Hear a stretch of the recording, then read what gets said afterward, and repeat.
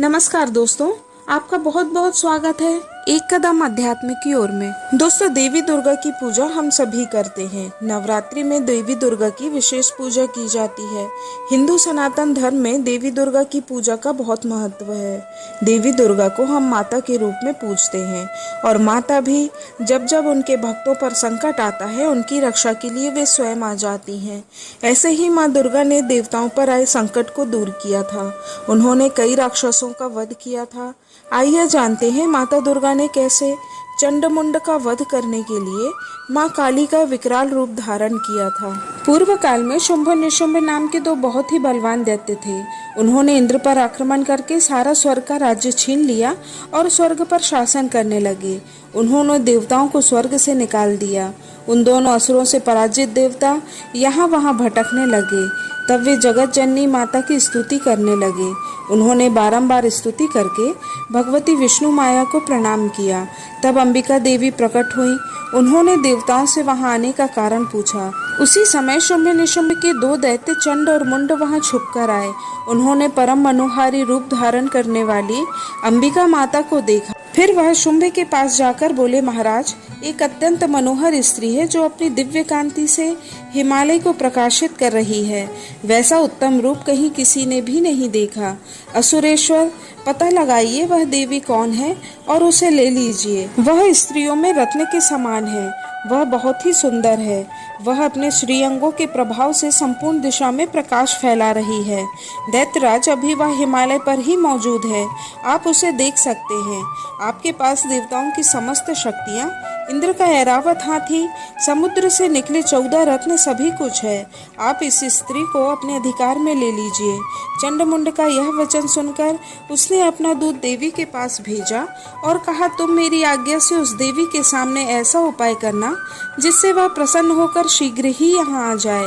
वह दूत अंबिका देवी के पास पहुँचा और मधुर वाणी में बोला, दैत्यराज शुंभ इस समय तीनों लोकों के परमेश्वर हैं। मैं उन्हीं का भेजा हुआ दूत हूँ। यहाँ तुम्हारे पास आया हूँ। उनकी आज्ञा देवता भी सुनते हैं। कोई उसका उल्लंघन नहीं कर सकता। वह सभी देवताओं को परास्त कर चुके हैं। उन्होंने तुम्हारे लिए संदेश भेजा है कि हे चंचल नेत्रों वाली सुंदरी, तुम मेरे या मेरे भाई निशुंभ की सेवा में आ जाओ। तुम्हें महान ऐश्वर्य की प्राप्ति होगी। तुम मेरे या मेरे भाई की पत्नी बन जाओ। तब भगवती दुर्गा देवी, जो इस जगत को धारण करती हैं, मन ही मन गंभीर भाव से मुस्कुराई और बोली, दूत, तुमने सत्य कहा है। शुंभ तीनों लोकों का स्वामी है और निशुंभ भी उसी के समान पराक्रमी है। परंतु मैंने तो प्रतिज्ञा कर ली है कि जो मुझे संग्राम में जीत लेगा, जो मेरे अभिमान को चूर कर देगा तथा संसार में जो मेरे सामने बलवान होगा, वही मेरा स्वामी होगा। इसलिए शुंभ या निशुंभ स्वयं ही यहाँ पधारें और मुझे जीतकर मुझसे विवाह कर लें।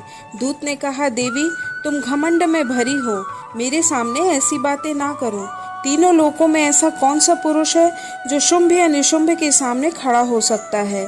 जब उनके सामने इंद्र आदि देवता भी खड़े नहीं हो सके, तो तुम तो स्त्री होकर कैसे जाओगी? इसलिए मेरी बात मानकर शुंभ या निशुंभ के पास चलो। तब देवी ने कहा कि मैंने तो प्रतिज्ञा कर ली है। अब तुम जाओ और दैत्यराज से यह सब कह देना। फिर वे जैसा उचित समझे सो करेंगे।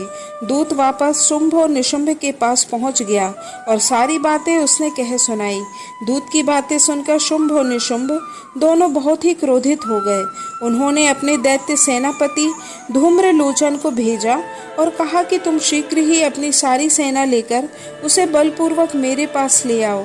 अगर नहीं माने तो उसे बालों से घसीटते हुए ले आओ। जैसे ही वह अपनी सारी सेना लेकर अंबिका देवी के सामने पहुंचा, अंबिका देवी ने हुम शब्द का उच्चारण किया। तुरंत ही धूम्रलोचन भस्म हो गया। दैत्यों की विशाल सेना माता अंबिका के पास आ रही थी। माता के सिंह ने भयंकर गर्जना की और अपने बालों को हिलाते हुए दैत्य के ऊपर टूट पड़ा और सारी सेना को पल भर में मार डाला। जब शुंभ ने यह समाचार सुना तो उसने चंड और मुंड दोनों से कहा कि तुम अपनी समस्त आसुरी सेना का प्रयोग करके उस स्त्री का वध कर डालना और सिंह को भी मार देना और जल्दी ही मेरे पास लौट आना। जब चंड और मुंड अपनी चतुरंगिनी सेना को तैयार करके माता के सामने पहुँचे तो वह मंद मंद मुस्कुरा रही थी। देवी को देखकर दैत्य लोग देवी के पास आकर खड़े हो गए। तब अंबिका ने उनके ऊपर बड़ा क्रोध किया। क्रोध के कारण उनका मुख काला पड़ गया, भौहें टेढ़ी हो गई। उन्होंने तुरंत विकराल मुखी काली का रूप धारण किया, जो तलवार और पाश लिए हुए थी। वह विचित्र शटवांग धारण किए थी और चीते के खाल की साड़ी पहने हुए थी। नरमुंडों की माला पहने थी। उनके शरीर का मांस सूख गया था, केवल हड्डियों का ढांचा था, जिससे वह बहुत ही भयंकर जान पड़ती थी। उनका मुख बहुत बड़ा था, उनकी जीभ लपलपा रही थी और वह भी बहुत डरावनी लग रही थी। उनकी आंखें बड़ी बड़ी और लाल थीं। उनकी भयंकर गर्जना से सारी दिशाएं गूंज रही थीं। वह बड़े बड़े दैत्य का वध करते हुए उन दैत्यों की सेना पर टूट पड़ी और उनको खाने लगी। असुरों के छोड़े हुए बड़े बड़े अस्त्र शस्त्र मुंह से पकड़ लेती थी और अपने दांतों से पीस डालती थी। काली माता ने बलवान एवं दुरात्मा दैत्यों की वह सारी सेना खत्म कर डाली या फिर खा डाली। कितनों को ही मारकर भगा दिया, कुछ को तलवारों से मार डाला। इस प्रकार देवी ने असुरों की सारी सेना को क्षण भर में मार गिराया। यह देखकर चंड ने काली देवी के ऊपर आक्रमण कर दिया और मुंड ने भी बाणों की वर्षा से हजारों बाण चलाते हुए उन काली माता को चारों ओरों से घेर दिया। यह देखकर काली माता अत्यंत क्रोध में भरकर हंसने लगी। देवी ने बहुत बड़ी तलवार हाथ में ली और हम शब्द का उच्चारण करके चंड पर धावा बोल दिया। उसके केस पकड़कर तलवार से उसका मस्तक काट डाला। चंड को मारा गया देखकर मुंड भी देवी की ओर दौड़ा। तब देवी ने उसे भी तलवार से मारकर धरती पर सुला दिया। चंड और मुंड को मरा हुआ देखकर बाकी सेना डर के कारण व्याकुल हो गई और भाग गई। तब काली देवी ने चंड और मुंड का मस्तक हाथ में लिया और नृत्य करने लगी। चंड और मुंड का वध करने के बाद माता सारे संसार में चामुंडा के नाम से विख्यात हुई। जब जब भक्तों पर संकट आता है और वे जब माता रानी को पुकारते हैं तो माता रानी इसी तरह अपने भक्तों के कष्ट दूर करने के लिए जरूर उपस्थित होती हैं। दोस्तों, कहानी आपको कैसी लगी कृपया कमेंट करके जरूर बताएं और मेरे चैनल को सब्सक्राइब करना ना भूलें। धन्यवाद। जय माता दी।